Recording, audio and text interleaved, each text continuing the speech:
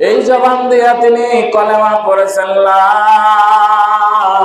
ইলাহা ইল্লাল্লাহু মুহাম্মাদুর রাসূলুল্লাহ। কলেমা পড়ার অপরাধে আবু জাহেল তার জিহ্বাটা টান দিয়া মাঝখান দিয়ে একটা পেরাক ঘেরে দিলেন। হযরতে বেলালকে বললেন, বেলাল,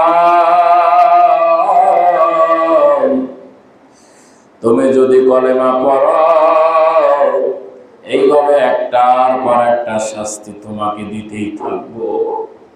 হযরতে বেলাল রাদিয়াল্লাহু তাআলা আনহু বলে, হাত বাঁধবি, পাও বাঁধবি, আমাকে মারবি, আমাকে আক্রমণ করবি, কিন্তু যে দিলের মধ্যে একবার মুহাম্মদুর রাসূলুল্লাহ কলেমা পড়েছি, ওই কলেমা কিছুতেই দিল থেকে বের করতে পারবি না। কি ঈমান তাদের ছিল আমার ভাইরা। বেলাল রাদিয়াল্লাহু তাআলা জিহ্বার মধ্যে পেরাক গাড়ার কারণে জিহ্বা ফুলে মোটা হয়ে গেছে, ব্যথা করে। তিনি মসজিদের নববীতে আজান দিতেন, কিন্তু আজানটা তিনি দিতে পারেন না। আশহাদুর জায়গায় আসসাদু, অর্থাৎ এখানে আছে কি শিনের উচ্চারণ, কিন্তু জিহ্বার ব্যথার কারণে শিন উচ্চারণ হয় না, কি হয় সিন, আসসাদু হবে কি আশহাদু।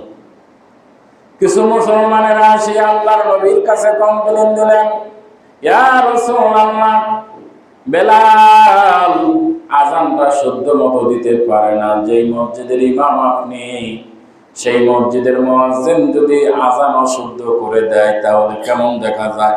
বেলালের নামটা কাটিয়ে দেন, ভালো একজন শিক্ষিত আলেম রাখেন, সে যেন শুদ্ধভাবে আজান দেয়।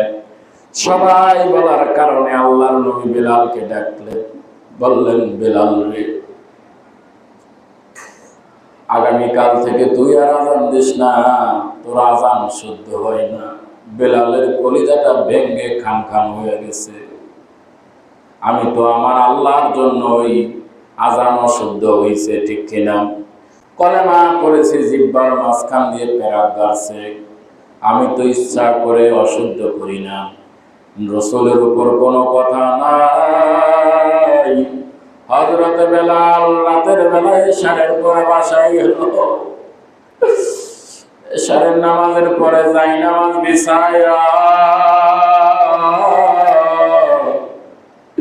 আল্লাহর দরবারে কান্দে, আল্লাহ, কলেমা পড়ার অপরাধে আবু জাহেল আমার জিহ্বার মাঝখানে পেরাক গাড়ছে, আমার জিহ্বা ফুলে মোটা হয়ে গেছে। আয় আল্লাহ, আমি শিনের জায়গায় সিনের উচ্চারণ করি। আয় আল্লাহ, আখির জামানার নবী মুহাম্মদুর রাসূলুল্লাহ মসজিদের নববীর ইমামত করেন আল্লাহ, আর আমি বেলাল ওই মসজিদে আজান দিই। আজকের থেকে আমার নামটা কাটা পড়ে গেল আল্লাহ।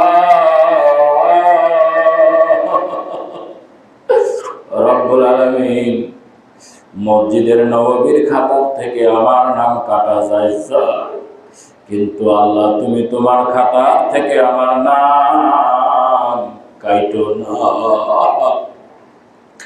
হযরতে বেলাল সারা রাত কান্না করে, আল্লাহ,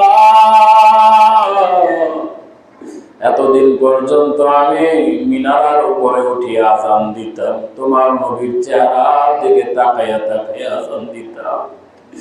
আজকের থেকে আমার আর আজান মসজিদের মিনারায় বাজবে না। এত বরকত আর ফজিলত আজান আমি বেলাল আর দিতে পারবো না। হযরত ওমর বলেন, আজান দেওয়া এত সওয়াবের কাজ, আমি যদি খেলাফতের দায়িত্ব না পাইতাম আমি ওমর আজানের দায়িত্ব নিতাম। এত সওয়াব আজানের ভিতরে। আমি আল্লাহ গো তোমার নবীর মুয়াজ্জিন ছিলাম, আয় আল্লাহ, আজকের থেকে মুয়াজ্জিনের খাতা থেকে আমার নামটা কেটে গেল আল্লাহ। হযরতে বেলাল কান্দে আর কয়, আল্লাহ,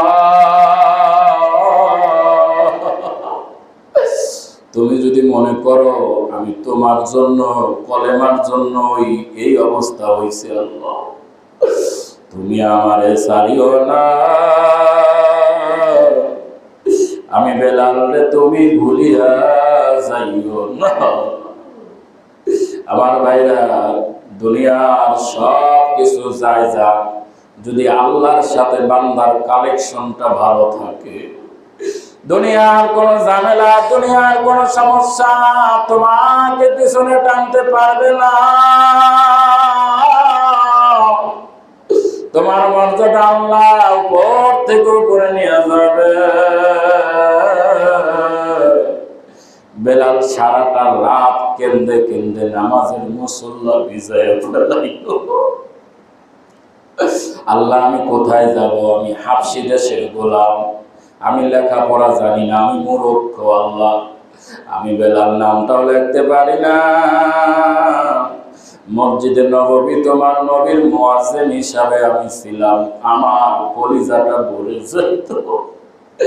আমি যখন আশহাদু আন্না মুহাম্মাদুর রাসূলুল্লাহ বলতাম,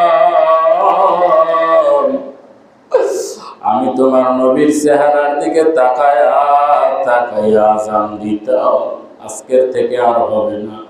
আল্লাহ পাকের আরশে আজিম কাঁপিয়া গেছে বেলালের চোখের পানির কারণে। সকালবেলায় ফজরের সময় শিক্ষিত ভালো একজন আলেম দিয়ে আযান দেওয়াইছে। প্রতিদিন বেলাল আযান দিলে আস্তে আস্তে অন্ধকার কাটিয়া আলো বের হইয়া আসে, কিন্তু আজকে আযান দেয়, আজকে আর অন্ধকার যায় না, আজকে আলো বের হইয়া আসে না। ঘন্টার পর ঘন্টা চলিয়া গেল। আল্লাহ রাসূল ভয় পেয়ে গেছে, কিয়ামত শুরু হয়ে গেল নাকি? এতক্ষণ তো অন্ধকার থাকার কথা না। প্রায় জোহরে রক্ত হয়ে গেছে, হাদিসের ভিতরে আসছে ফজরের রক্ত যায় জোহরের রক্ত চলে আইছে, কিন্তু রাতের অন্ধকার আর কাটে না। আল্লাহর নবী একবার বাহিরে যায়, আসমানের দিকে তাকায়, আর একবার মসজিদে নববীর মধ্যে আসে। কি করবে? কি হইলো? কি হইলো? অমনি জিবরাইল এসে হাজির, বলতেছি, ইয়া রাসূলুল্লাহ, এত পেরেশানি কেন?